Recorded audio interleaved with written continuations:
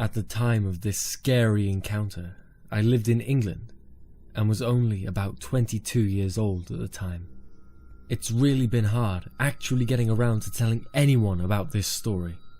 For such a long time I kept to myself, and mainly I was embarrassed about discussing a scary story to someone and having people not believe that it actually happened. I went to a university, which was a few hours away from my mum's place. One weekend I decided to take a break and visit my folks back home. It was a 2 hours drive, and I decided to leave in the evening since I prefer driving at night where there were less vehicles on the road. The drive to my mum's was mostly roads and I didn't need to take the main motorway. The roads were quiet, and about an hour into my drive I noticed a vehicle gaining speed and approaching me very quickly. Before I realized what was happening, the car was only a few meters behind me. It was extremely dark, and from what I could see through the mirror, it looked to be a black vehicle. It was strange that he was following me so close when the roads were not filled with many cars at all, and he easily could have overtaken me on the other lane. For the moment, I just ignored him and concentrated on the road. 10 minutes later, the vehicle was still behind me and maintaining the same close distance. I decided to change to the next lane, and the car did the same thing. A few minutes later, I accelerated, and so did the car. At this point, I knew I was being followed, so I started to get creeped out. My best course of action was to stop and get help. I decided to stop at a petrol station to see if the car would follow me, and of course, it did. I pulled up to the pump nearest to the building, and the car stopped on the pump at the far side. I could visibly see that it was still the same car. I could not see who was driving or how many people were inside the car, but I had a feeling that they were waiting for me. I was behind another vehicle with an older man refueling his van.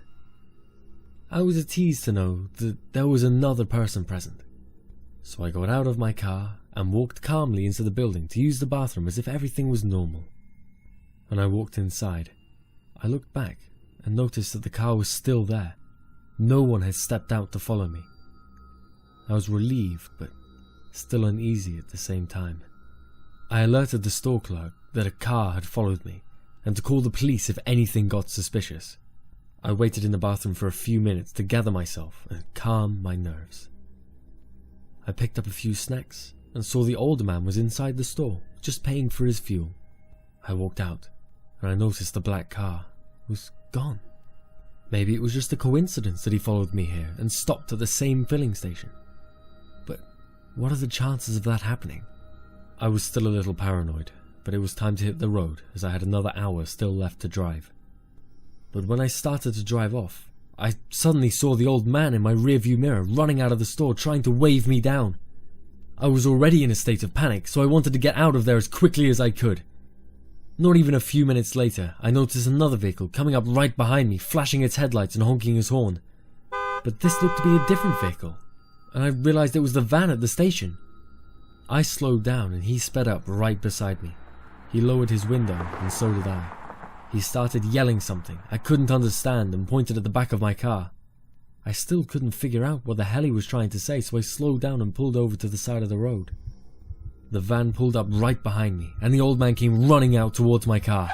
My heart was pounding, and when the man came up to my window he frantically said, "There's someone in your car," and pointed to the back seat. The moment he said this, I quickly turned my head to see who was in the back, and suddenly I see someone opening the door and running out of the car, darting into the woods. I jumped out the car and screamed at the person to stop, and we were both trying to give chase, but he was too far. We both looked at each other in shock, but relieved that nothing tragic had happened. The man called the police, and we waited there until they arrived. They took my statement, and I had told them about the black car that was following me, and they informed me that there had been complaints of drivers being followed at night, and reports of cars being stolen on this stretch of road in the past few weeks. I thanked the man for what he did, and he was even kind enough to escort me the rest of the way to my mum's house, and for that I was greatly thankful. To this day, I still think back to that horrific night, and I still think about what might have happened if that man never came to save me.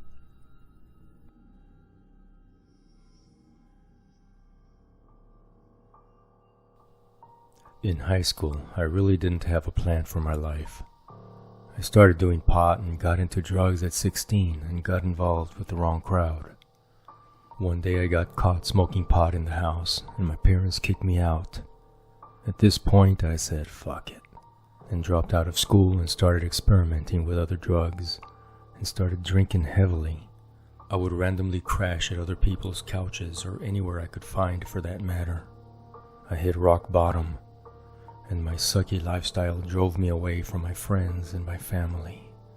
Shit sucked, and so did my life. I eventually got into hitchhiking and became a drifter by the time I was 18. I hitched through most of the Midwest, and most of the time I would be begging, borrowing, and stealing so I could fuel my drug addiction. It was a low point in my life, and I was 21 with no future, no job, and no family. I was desperate, and all I cared about was the drugs and the alcohol. I was alone, continually moving from place to place every week. I would be in a different town or a different state. I panhandled, stole, begged, and hit up food banks just to get by. When you don't have a purpose in life, all you think about is yourself and just trying to survive.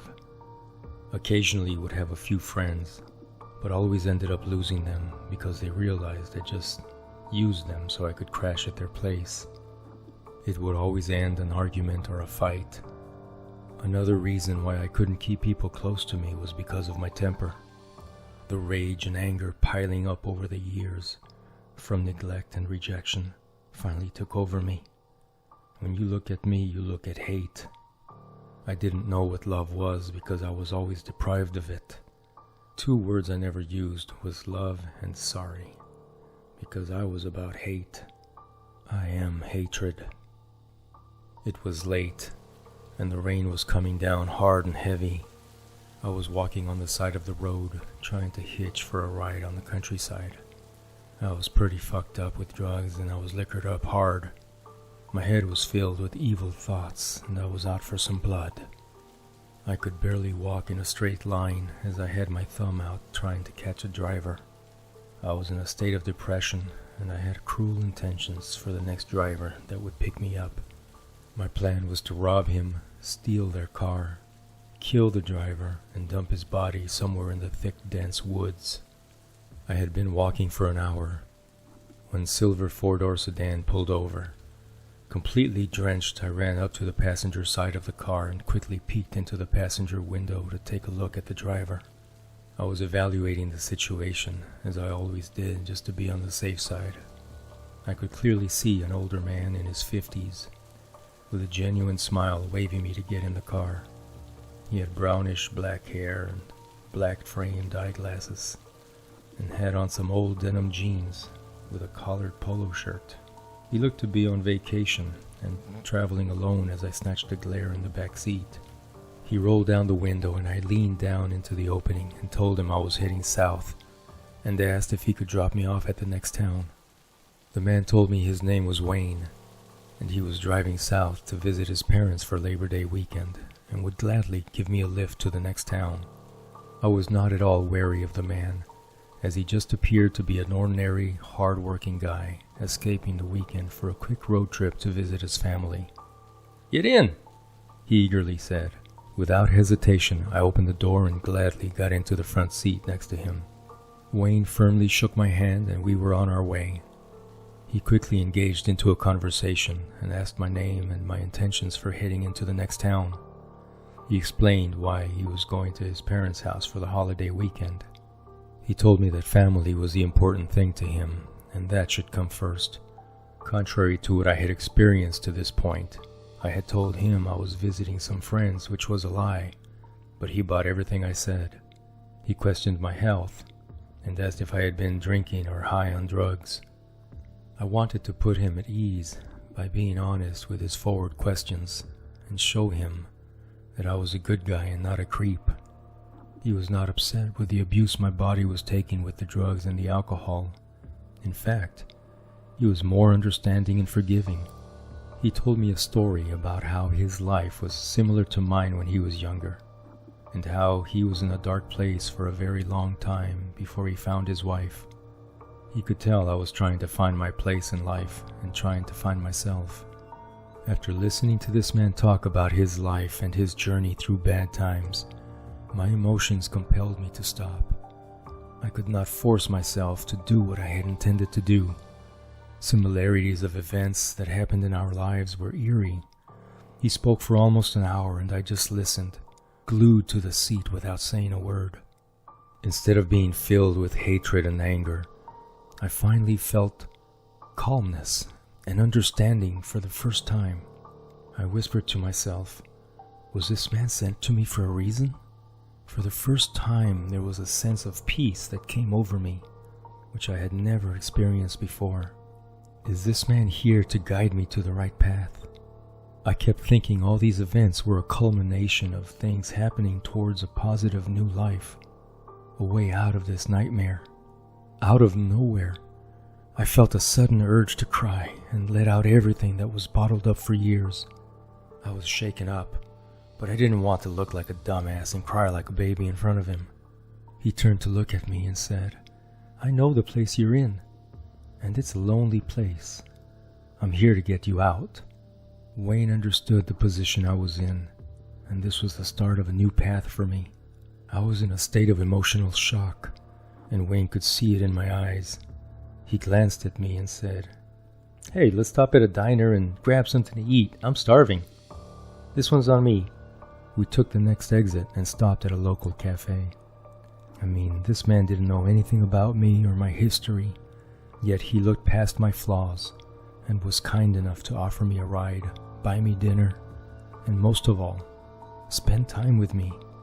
Wayne and I spent another hour at the diner, just talking about life, and he explained how grateful he was to live life to the fullest and to have a supportive family.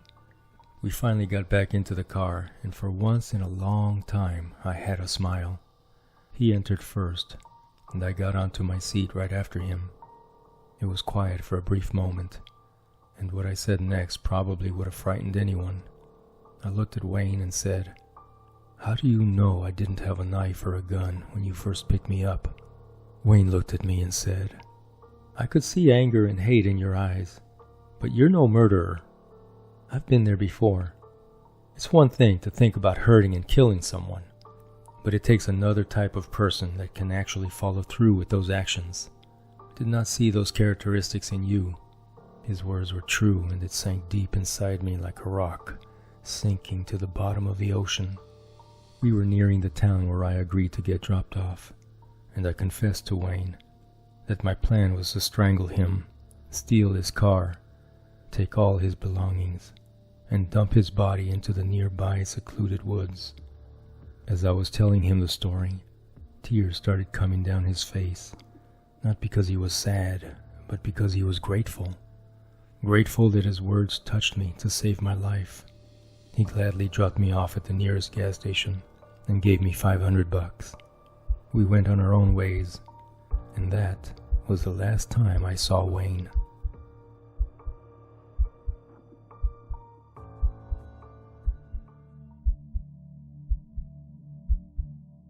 I can laugh at this story now, but at the time that it happened, it was nothing to laugh about. Just tell that to my mom. It was one of the most terrifying experiences that happened to me growing up. I'm an adult now, but I can still remember the details of that frightening night like it was yesterday.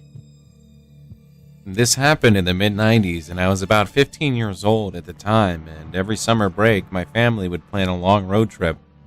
On our previous trip, we drove up to Canada, went camping, and visited some family in Vancouver. We lived in Washington State, so for this trip, my dad decided that we should drive to California and enjoy the beaches and theme parks. My brother and I were so excited because we had never been to California before. But little did we know, it was a summer that we would never forget. We had a Chevy camper van, so it was ideal for the four of us.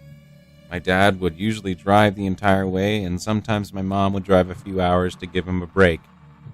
My dad loved to drive, and I just remember him driving for hours and hours without having to stop.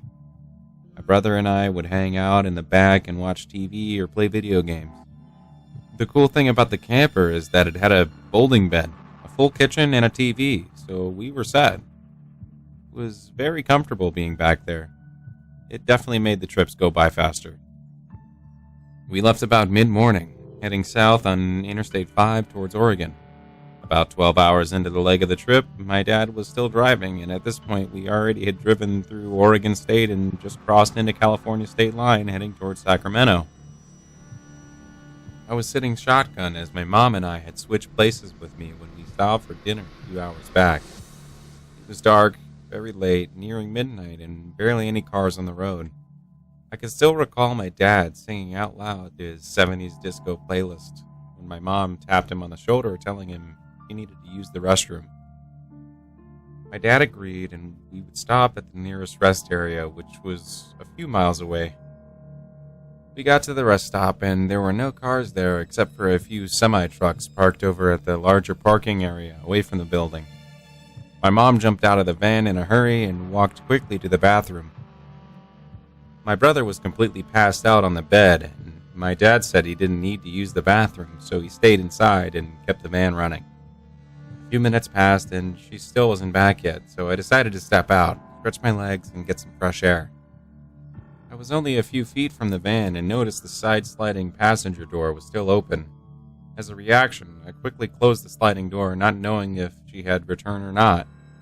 You see, I had my headphones on, so I was a bit distracted by the music and completely forgot about my mom. After I slammed the side door, I hopped back into my seat and closed my door and unknowingly said, "Let's go." My dad did hear the backside door closing, so he never looked back to see if my mom got back in the van, so I assumed he thought she was back. As a kid, I was naive, and this costly mistake on my part almost screwed up our entire trip. This is where things start to get scary. We drive off and get back on the interstate. My dad still had his music blaring, and I still had my headphones on. About 20 minutes into the drive, my brother wakes up, walks over to the front, taps me on my arm, and nervously asks, "Where's Mom?" I looked at him in confusion and had to process the question for a second before I realized what he said. Then it hit me like a ton of bricks. Holy crap! We just left Mom! I yanked off my headphones and frantically looked back, and she wasn't there. My dad and I looked at each other at the same time and realized what just happened. He quickly veered off the left shoulder and crossed the center grass median between the freeway, made a U-turn, and quickly raced back to the rest stop. My dad was super focused on getting back there as soon as possible. He gunned it, and we were easily going 100 miles an hour, or even faster. My heart was racing because we were going so fast, and I had never seen my dad so worried and concerned before. We got there lightning quick in less than 10 minutes. He pulled up next to the building, and we all got out and frantically started looking for her. There were no others parked nearby except for a big rig semi-truck that was parked on the other side. After a few minutes of searching around and calling her name, she was nowhere to be found.